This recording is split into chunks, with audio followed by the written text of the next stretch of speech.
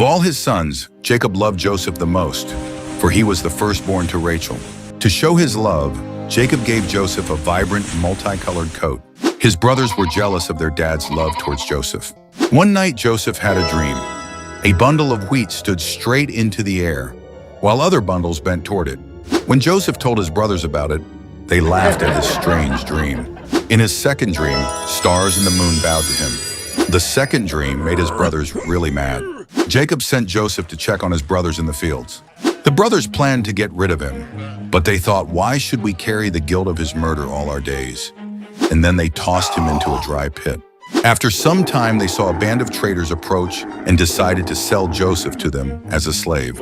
Joseph was taken away as a slave to Egypt. The brothers, when returned home, they showed Jacob Joseph's bloody coat. Jacob was heartbroken, thinking his beloved son was dead. After reaching Egypt, the traders sold Joseph to Potiphar, captain of Pharaoh's palace guard. Joseph worked hard there and earned Potiphar's trust. Potiphar put Joseph in charge of everything. As the days passed, Joseph caught the attention of Potiphar's wife. She saw a strong young man. Joseph refused by saying that it's wrong and would be a sin against God, and then ran away from her. She wanted revenge against Joseph, so she lied and said Joseph attacked her.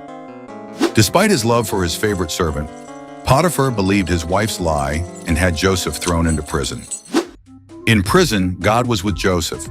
The head jailer liked Joseph. The prison warden put Joseph in charge of the prisoners. Joseph met Pharaoh's cupbearer and baker in prison. The cupbearer dreamed of a vine with 3 branches. In the dream, the branches blossomed, producing grapes. He squeezed the grapes into Pharaoh's cup and served it. Joseph said the cupbearer would return to serve Pharaoh in 3 days and asked him to speak well of him to Pharaoh. Next, the baker said he dreamed of 3 baskets on his head, and then birds ate the bread from the baskets. Joseph predicted the baker would be executed soon. In 3 days' time, both predictions came true, just as Joseph said. The cupbearer forgot Joseph once he was free. It's been 2 years, and Joseph is still in prison. Pharaoh had 2 troubling dreams no one could explain. Pharaoh dreamed of 7 fat cows grazing in a field. 7 skinny cows came and ate the fat cows. Pharaoh dreamed of 7 healthy heads of grain. 7 thin heads of grain devoured the healthy ones.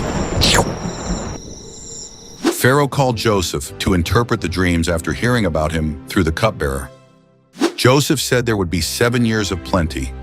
Then there would be 7 years of famine.